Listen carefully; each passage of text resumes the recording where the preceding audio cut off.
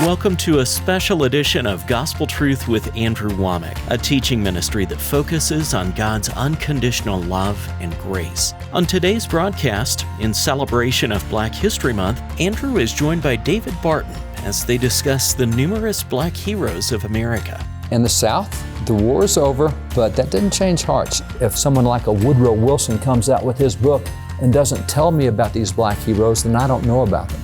Well, that's a problem. And now, here's Andrew. Today I'm continuing interviewing David Barton, and we've been talking about heroes, Black heroes in American history. Most people haven't heard these things. I never have. I tell you, this has been blessing me and inspiring me. You are going to be blessed. So stay tuned as I interview David Barton on today's Gospel Truth. You know, and another thing that was a lot of fun too was on the day that they passed the 13th Amendment. On that day, let me pull out my picture here. On the day they passed the 13th Amendment, they said, how do we celebrate this? Now, Congress has got the House of Representatives has about 600 seats in it today. So there were times when they would have church service in there, have 2,000 there. On the day that they voted to abolish slavery, there's between 5,000 and 10,000 people packed in there. So, I mean, we're just sardines in there. They're just really tight. And so when the vote came in that we've abolished slavery, I mean, they threw hats in the air and chairs and canes and jackets, and they're hollering, hooping and shouting. And they say, how do we celebrate this? It's the best way to celebrate this is we need to have a church service. So what they did was the next Sunday after the vote, they asked this man to come preach the service. That's Henry Highland Garnett. He had escaped from slavery. He pastored a church in Washington, D.C. He's really tight friends with Frederick Douglass. And so he brings his church choir to the Congress. And in the House of Representatives, they have a 2-hour service in there.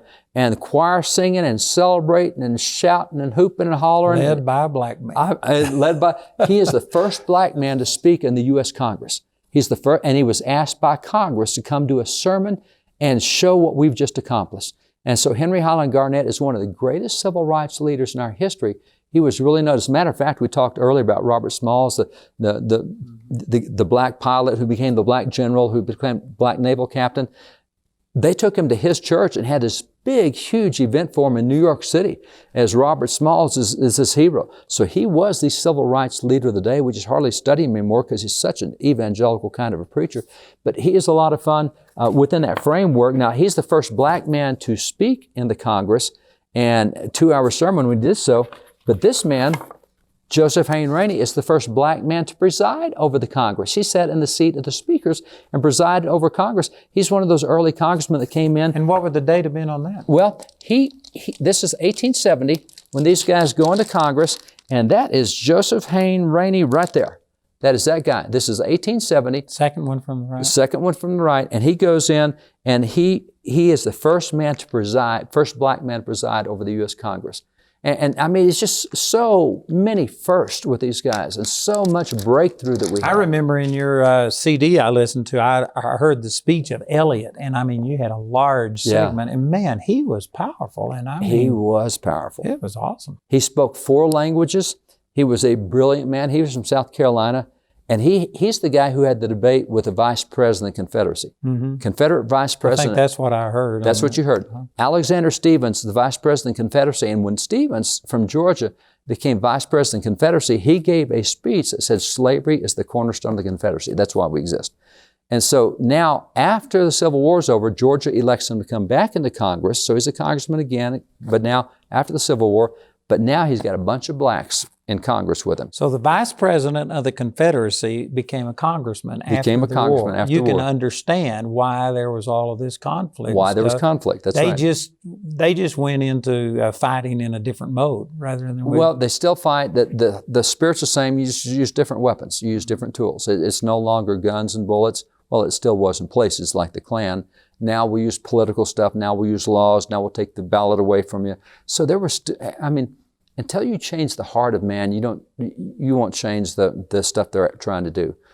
You may limit it in some ways, you may restrain it by laws, but until you become a new creature, that old stuff is there. So it looks to me like that the blacks actually gained a tremendous amount of influence immediately after the Civil War, but then it regressed back to where, bring it up to our time, we see all of the segregation and stuff. Now, am I correct that they tried to desegregate right after the Civil War? But they did desegregate. Now, here's why the Supreme Court should never get the final word. Because one of the laws passed by Congress, those 23 civil rights laws, forbid all segregation in transportation, housing, dining, whatever. So we had an And this was when? 1874, I think, is that law. And yet we fought this battle in the 60s, 1960s. Here's the deal. 1874, Congress passed a law that prohibited any segregation. 1882, the U.S. Supreme Court struck that law down and said, no, segregation's okay. The Supreme Court. Supreme Court did. And then in 1896, in a case called Plessy versus Ferguson, the Supreme Court said, no, we told you segregation's okay. So that was segregation in transportation, 1896. So 1882, 1896. And then we get to Brown versus Board of Education in 1954. The court says, segregation's wrong. We got to strike this down. And people say, the court, they finally saved America. No. Congress did this back in 1874. The court is what kept segregation going an extra 80 years and letting the courts have the final word on it, which again, we just talked about. That was never the plan. But by letting the Supreme Court have the final word, they kept segregation going from 1882 to 1954 when the court finally reversed their own decisions to get back to what Congress had done in 1874. Man, this is radical, David. I guarantee you the vast majority of people watching this program have never heard these things. Yeah, you're right. Well, we've and we were talking before the broadcast that in a sense, if you don't know this history and if you don't know what's going on, it's similar to a person who has Alzheimer's. How do you function? You don't even know your way home if you can't remember things. And we have lost these things. And I think it is just really important what you're sharing and giving all of this perspective. Well, it will help set us free in the right direction. You know, we talked last week about you shall know the truth and the truth will set you free, but you can't be free if you don't know the truth. And you can't know the truth if you haven't been taught it. Now, this is one of those things where I think education has done a disservice because we no longer are self-feeders. We wait for somebody to feed us this stuff. You know, back in the day, we would have gone and checked this out ourselves. Well, now we're going to end up on something like Wikipedia, which is definitely not a good source. And so we no longer have the initiative to go do this stuff. I want to know the truth. I'm going to pursue the truth. I'm going to find the truth. I'm going to be aggressive. I'm going to be passionate about the truth. What is the truth? Here's what I've heard. Is that really true? Well, the Bible says you confirm it in the mouth of 2 or 3 witnesses. So what we do is, well, my professor told me, I heard it on the evening news. No. Go get the documents. I want to see the documents. You know, that's one of the reasons that I love having you on is because look at all of these documents. Yeah. How many documents do you have from early America? Well, from early America, we probably have about 100,000, between 100 and 120,000 from before 1812. But obviously, we got lots of stuff after that as well. And so when you're talking about something, you know, he doesn't just say, well, this is what I've heard or something. He produces a document that he's read.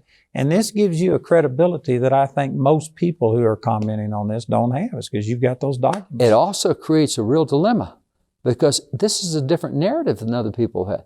He can't be right. I've never heard that before. So let me ask you this. How did our education get so skewed? Do you have any kind of a definitive turn when American education began to, like you mentioned, Woodrow Wilson wrote these volumes and took out all of the black history. But I mean, do you have any other definitive terms? The church came to a theology crisis over how much it believed the Bible. And Darwin really started that. Now, Darwin's not the first guy to advocate evolution. Everything Darwin wrote about had been in print 500 BC. All Darwin did was take 2,500 years of evolution, put it in one book, made it really simple. But what happened was from 1859 to 1879, the church went through an identity crisis and said, my gosh, it looks like Bible and science don't agree. It looks like we got difficulties here. What are we going to do? Wring our hands and don't know. And so you have a pretty good size split about 1879, where the part of the church says, you know what? We don't know about science, we don't know about that, but we know people need Jesus, we're going to get people saved. They became the evangelicals. 1879, the other group said, no, the Bible's fundamental to every aspect of life. They became known as the fundamentalists. So that's where those two, but at that point, we've pulled about half the church out of being involved in every other aspect. So we don't care what happens in education, we don't care what happens in science, we don't care what's happening in media, entertainment, anything else. We're just going to get people saved and that's it. Well, we used to care about God's principles in every aspect of life, what we now call the 7 mountains. So that goes on. Then in the 1920s, 3 things happened where the media really beat up Christians publicly. You have what happened for example, the repeal of prohibition. And the churches had been behind prohibition. They said, look how those stupid people tried to legislate morality. The people rejected it, repealed prohibition. And that became a real loss for the church in the media. Then you have what happened in the Scopes monkey trial, 1825. Won the trial, and the court said, no, you can't teach evolution. You got to teach God's a creator. But in the media it says, look at these Neanderthal Christians. They are Brian, so... even though he won the case, he was ridiculed. He was ridiculed. And so that was a setback for Christians in the media. And the third thing was Herbert Hoover got elected president. He was a Christian guy, very openly Christian. Billy Sunday, the great evangelist, crusaded for him and whistle-stop campaigns all across the country. Herbert Hoover gets in and the Great Depression happens. Now, they blamed it on Hoover. Anybody who knows economics knows that stuff starts years in advance. If Mickey Mouse had been president, it would have happened.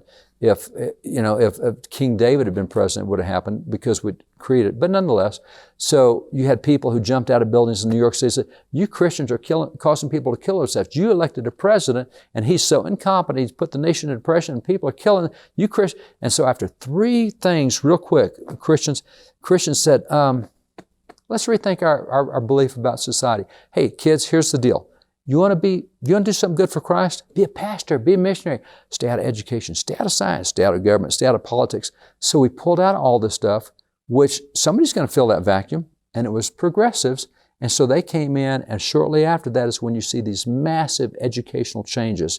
And you get new guys on the court who say, you can't have a Bible at school. You can't pray at school. You can't say the Word of God at graduation. So when we took the Christians out, we let the other guys fill it. And now Christians can't figure out why everything is pointed against us and we're wanting to get back in. And of course, the other guys don't want us back in. So that's the conflict that's going. That's where we look at education. It's become so secular today. You know, everybody in my family was an educator. My mother, father, brother, sister, all but one uncle were teachers and stuff. And they'd always refer back to, I think it was Dowie. Wasn't it? That came in with the education thing and began to start making changes? Did I get that right? Dewey is the guy. Excuse me. He was one of the leading progressives. Dewey, Kirkpatrick. You had, Ingersoll. There's about 5 guys that had what was called the Progressive Education Association. So the Progressive Education Association, Dewey and these guys, they came in with all this. We've evolved past religion. We've evolved past man's much different than he's ever been. I'm sorry, man's not different. We may have better technology. We got the same heart issues we've always had. And so we still got murder. We've still got theft. We've still got the stuff. So progressive educators came in and started taking over. And now today, if you do worldview measurements, in the education area today, the numbers are that of kids raised in church, kids who have been raised as Christians, right now between 81 and 88% of Christian kids will renounce their faith as a result of education. I've seen that. And it's just not good. And I've also seen that, I forget the exact statistics, you can correct me, but it's something like 7% or something like that of the American population is atheist. Among it's less than that. Among college students, it jumps up to like really high, 12%. But then college professors, it's like 25%. That's right. So it's like 3 times as much college professors are atheist as in the general public, which tells you right there which direction the education is headed. If you look, I'm going to take 2 positions as conservative and progressive. Let's just take those 2. I am considered a conservative. I don't call myself that. But if I tell you I support marriage as a man and a woman, I support protecting unborn life, I believe that kids should be able to pray at school if they want. If I go through all that, people say, oh, you're a conservative. So that's the label that gets stuck on me. I just have a set of values and beliefs that I think are somewhat biblical. So that makes me a conservative. So if you take conservatives and progressives in that group, and you look at universities right now, for every conservative history professor, there are 33 progressive history professors. For every conservative journalism professor, there are 20 progressive history professors. Grab this. In psychology, for every conservative psychology professor, there are 814 progressive psychology professors. So that's our education system. It doesn't have what we would call those conservative values. And again, I don't call them conservative. That's just what we're labeled as today. So that's what education is doing. And we keep pumping our kids into this system that we're losing our faith, we're losing our brains, we're losing our thinking. We no longer know how to think. We can't do what these guys did. I mean, these guys that can teach themselves to read in 5 years and absolutely astound you with their vocabulary, their reasoning, or a guy like Robert Brown Elliott who can make the vice president of the Confederacy look like a imbecile. I mean, just because there's brilliance, that's the stuff we can't do today that we need to be able to do. And so the laws against segregation were passed in the 1870s, and yet we had segregation until the 1960s. Is this a fault of the church, or was it the political system, or both, or what's going on? It's both. It was, and segregation, while it did occur in the North, it was a lot more common in the South. Because again, we tend to have the filter today of seeing history through the eyes of South, because that's where most atrocities occurred. But there was a lot of good stuff that went elsewhere. And so, and even in the South, there were some people who were trying to do the right thing. They're just overwhelmed by numbers. So part of it was there, but part of it was the church not taking positions. The church was not a leading voice. If you'll go back to people like George Whitefield, if you go back to people like Charles Finney, all these ministers, they talk about how the role of the pulpit is to be a clarion voice of right and wrong. It's supposed to not just make people feel good and want Jesus, it's supposed to call out the bad, call out the evil. And so we quit doing that because we were afraid we might offend somebody. I'll point out Jesus spent his whole life offending people. He wasn't trying to, but he told them the truth. And because he told them the truth, they got offended. That wasn't his objective. He didn't say, I'm getting up this morning to see how many I can offend. But he got up this morning and said, I'm going to tell people the truth. And that's what the church stopped doing in the 60s. It stopped talking about when you saw what happened with MLK, and particularly Birmingham and the riots and what the Birmingham police did and the fire department and the bombing of the buses, bombing of the churches. Pastor Jim Lowe, great pastor down in Birmingham, survived that church bombing as a young boy, still got scars on his body. Just a great pastor. But you see what happened, and suddenly some pastors started saying, this is not right. Now, what was this story that you were telling me about a lady who prayed that her son would not grow up while she was still pregnant? Tell that A black pastor friend of mine who is virtually in every black hall of fame. He really mentored me so much with black history and culture, etc. Great guy. And he was telling me that he had a girl on his staff that her father was lynched in Houston, hung from a railroad bridge in the 1970s. I go, 1970s? Yeah, on his staff. So lynching affected his staff. And he said, yeah, he said, actually, when my mother was pregnant with me, he said she had a job ironing in town, doing laundry, and she would walk 4 or 5 miles, and I forget how far it was, 4 or 5 miles into town, do the laundry, come back. And one night as they were home, there was a young black boy that came rushing up on their porch and just sweaty and panicked and whatever. And what is it, son? They're coming to lynch me. And so his dad grabbed a shotgun and went outside and said, I'll protect you, son. And the boy says, no, you don't understand. They'll kill you too. And so the boy ran off, and the group got him and lynched him and hung him from a railroad bridge. And so my pastor friend, C.L. Jackson, his mother, having seen that lynching, having seen what happened, she was about 3 months pregnant, I think, for the next 6 months. The prayer she prayed every day, walking to and from her work, her only prayer was, God, if this child be a boy, don't let him hang from a bridge. Man, no mother ought to ever have to pray No mother ought something to ever have to pray that prayer. And that was the culture and such there where they lived, that was the biggest thing in life. Don't let him hang from a bridge.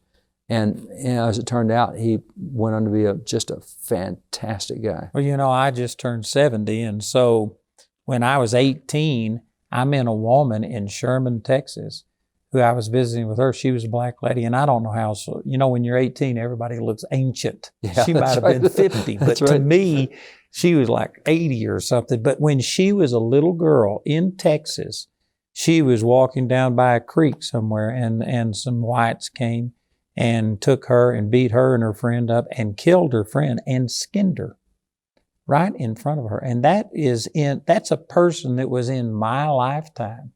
This isn't that far removed, and yet right after the Civil War, we had all of these laws and amendments passed and stuff, but some of the things you said on these broadcasts have really helped me, that the church had the embarrassment of Darwin out arguing them on the origin of the species, and then they had the prohibition and things like this, and basically it looks like the church just basically retreated. It got kind of cowardly, and we don't like being criticized. Caused all of that. That's right. In the absence of morality, it was the church's lack of standing up that allowed this stuff to happen. Well, to use Jesus' language, in the absence of salt and light, there's no preservative, and things get real rotten real fast. And so we said we can be inside the church and do great work. Now, Charles Finney, he also was he stood against some of this stuff, Well, didn't he? Charles Finney is interesting because he was president of Oberlin College. Now, Oberlin College today is one of the wackiest left colleges out there, probably, certainly on the far left fringes, but in his day, very evangelical. And his college was the first to treat men and women, blacks and whites, as equals. And this is early 1800s, we're talking about early to mid 1800s.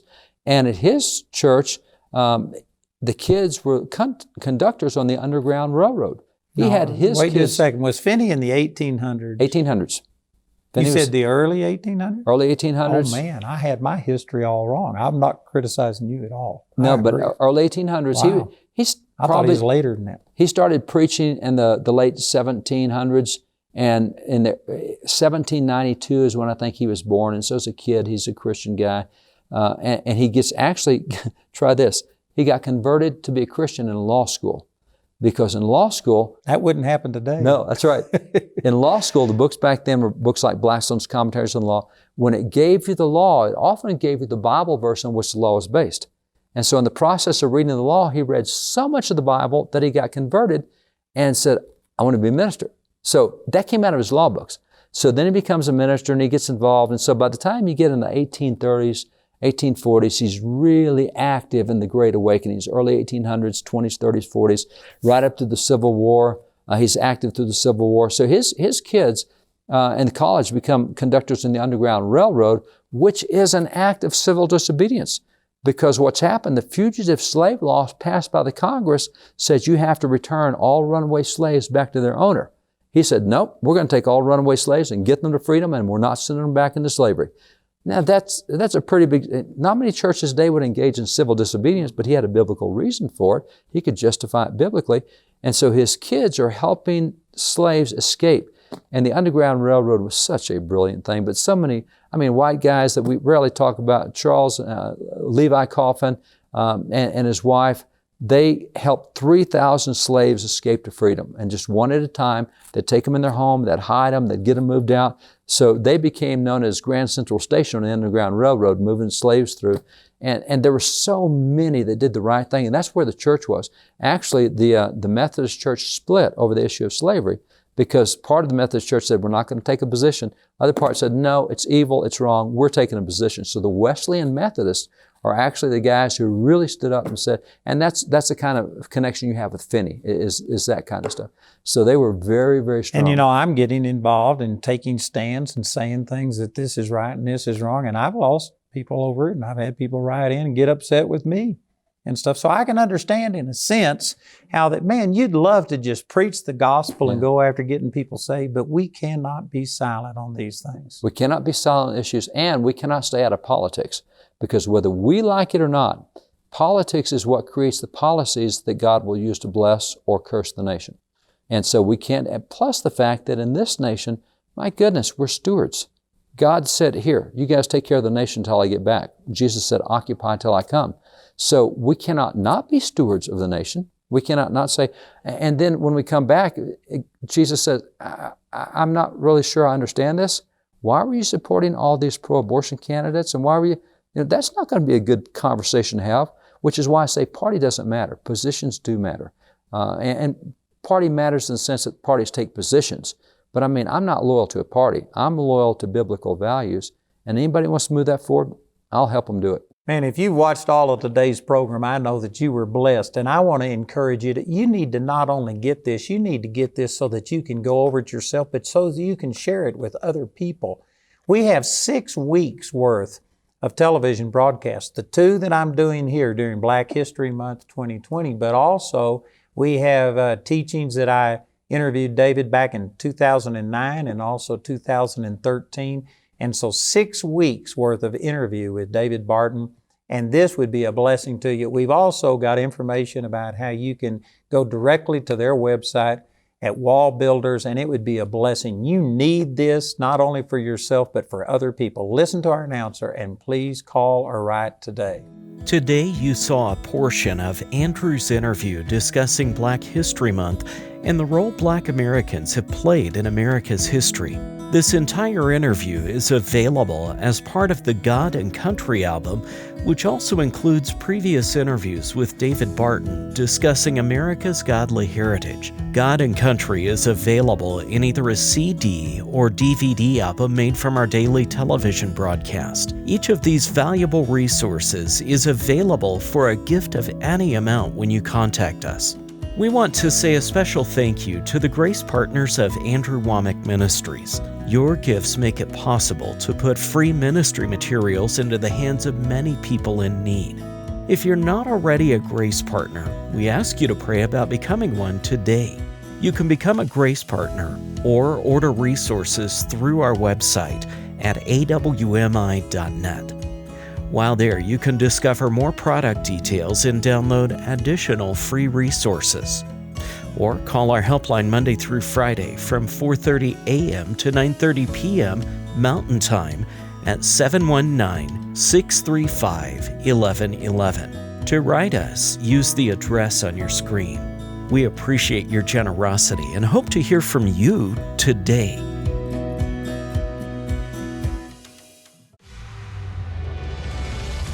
I tell you, I'm excited. God is going to do something special during these meetings. I am enjoying this conference so much, I literally could not wipe the smile off my face. Seeing Andrew was great, and being able to meet him was awesome. He speaks into your life like no one I know. I mean, he makes the Word come alive. Andrew's teaching and the love that he has for God's Word and truth, it is the gospel truth. I want to encourage you to check out a brand new program that we created at Gospel Truth TV. This is an original program with Tony Dungy and James Brown. They're both at the top of their game. Tony is an award-winning, Super Bowl-winning coach. James Brown is at the top of his game announcing sports things. I mean, they are awesome men. They do an interview on Beyond the Game with JB and Tony is what we've entitled it. And they interview these sports figures and share things with you that usually get cut out on the secular networks. These sports figures are going to share their heart with you about their relationship with the Lord, and I tell you, it'll be a blessing. So check it out, 9:30 a.m., 9:30 p.m., twice a day on Sundays on gospeltruth.tv.